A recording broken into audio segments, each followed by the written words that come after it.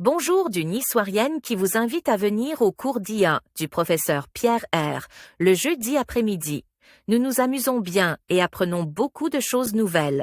À bientôt et bonne journée à toutes et à tous. Geneviève. C.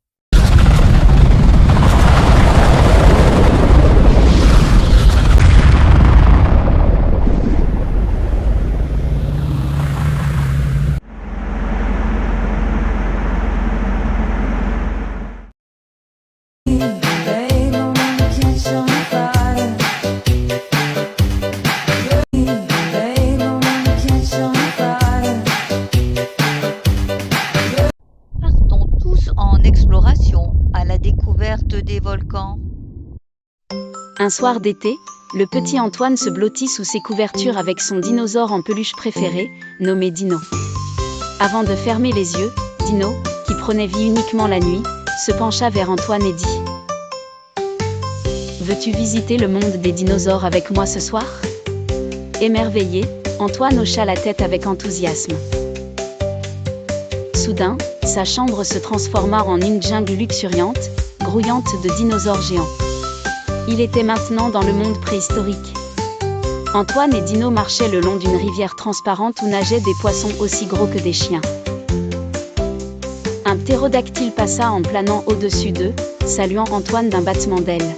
« Ça, c'était impressionnant !» s'exclama Antoine. Plus loin, ils entendirent des grondements de terre. Bien sûr, c'étaient les énormes pas du majestueux Diplodocus dont le long cou se balançait au-dessus des arbres. Dino expliqua : « Ce géant est très doux. Il adore manger les feuilles tout là-haut. » Tout à coup, l'atmosphère changea. Un rugissement tonitruant fit vibrer le sol. Dino murmura : « C'est le roi ici, le tyrannosaure. » Antoine, un peu effrayé, se cacha derrière Dino, mais le T-Rex, géant mais curieux, les observa simplement avant de s'éloigner avec dignité. Après une longue promenade pleine de découvertes, ils atteignirent une clairière éclairée par une lune argentée. Dino s'arrêta et dit : « Il est temps de rentrer, ami. Demain, tu auras des histoires incroyables à raconter. » Avec un clin d'œil, Dino guida Antoine sur le chemin du retour. Petit à petit, la jungle commença à se fondre dans la chambre d'Antoine. Ses murs réapparaissaient et son lit redevenait un abri chaleureux. Antoine, à la fois ravi et fatigué, chuchota à son ami : « Merci, Dino. » Et tandis qu'il s'endormait doucement, il entendit Dino répondre : « Bonne nuit, Antoine. Rêve de dinosaure. » Cette nuit-là, Antoine fit de doux rêves remplis de créatures grandeur nature, longues promenades et de son fidèle Dino. C'était une aventure qu'il espérait répéter.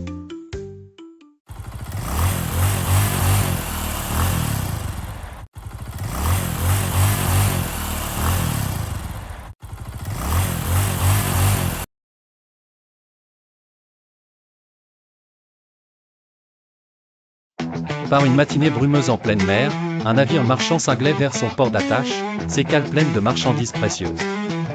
À la barre, le capitaine Leblanc, un homme au visage buriné par les tempêtes, scrutait l'horizon. Son équipage vaquait à ses tâches habituelles, ignorant la menace qui se profilait entre les vagues. Soudain, une silhouette sinistre émergeant de la brume capta l'attention du vigile posté à la hutte. Un cri d'alerte retentit : « Pirate !»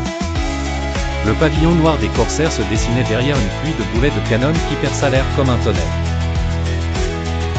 Les matelots se mirent à courir en tous sens, cherchant à éviter les éclats de bois projetés par les impacts. Leblanc ordonna à ses hommes de prendre les armes, bien que leur sort paraisse scellé. Les canons rugissaient, s'affrontant dans une danse bruyante entre les deux navires. Sous le claquement des voiles, le navire pirate accosta le marchand en un choc brutal. Affublés de costumes d'époque rapiécés mais imposants, les pirates lancèrent d'énormes grappins qui s'enroulèrent autour des rambardes comme de voraces serpents de métal. Le capitaine pirate, connu sous le nom de Barbichet, un homme à la stature imposante et à l'œil vif, mena la charge. Ses hommes suivirent, hurlant à plein poumon, tandis qu'ils lançaient des passerelles et abordaient le navire marchand avec une brutalité calculée. Loin de se laisser écraser, le capitaine Leblanc et ses fidèles marins résistèrent vaillamment, engageant une lutte féroce sur le pont glissant. Les bruits des sabres croisant le fer résonnaient, emplissant l'air d'une mélodie mortelle. Cependant, l'issue du combat était irrémédiable. Les pirates prenaient l'avantage, leur énergie sauvage surpassant celle des défenseurs. Le blanc, encerclé par les corsaires, dut se rendre à l'évidence, le précieux chargement était perdu. Barbichet, fier de sa victoire, ordonna que les butins soient transférés à bord de son navire. Tandis que les flots avalaient les dernières lueurs du jour. Les pirates disparurent à l'horizon, laissant derrière eux un bateau meurtri mais un équipage vivant, rescapé d'un assaut impitoyable mais mémorable.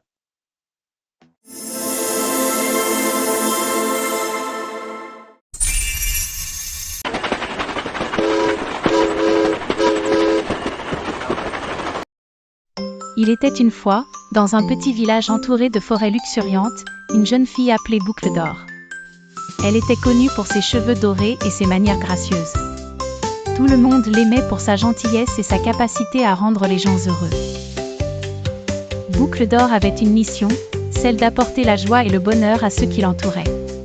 Un jour, Boucle d'Or décida de se promener dans la forêt.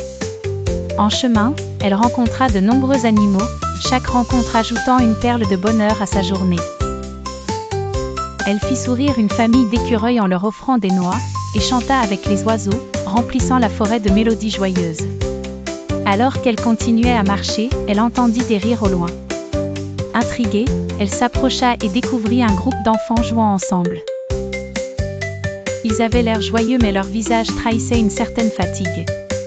Boucle d'Or, avec son grand cœur, ne put résister à l'envie de leur procurer un peu plus de joie.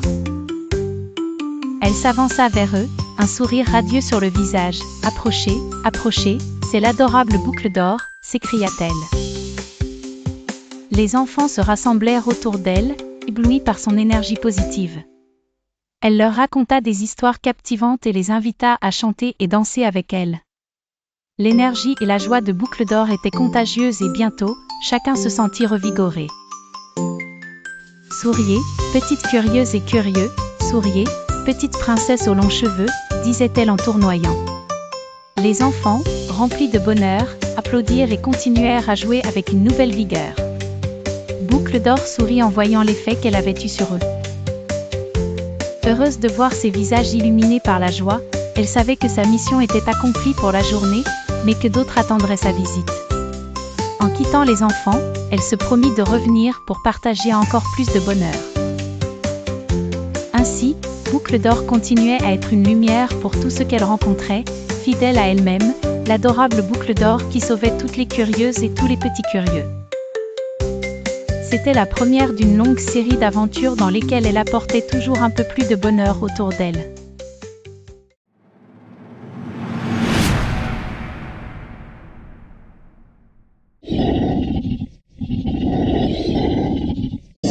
Imaginez que vous venez de gagner à la loterie. Ce moment palpitant soulève de nombreuses questions et considérations. Comment gérer cette fortune soudaine ?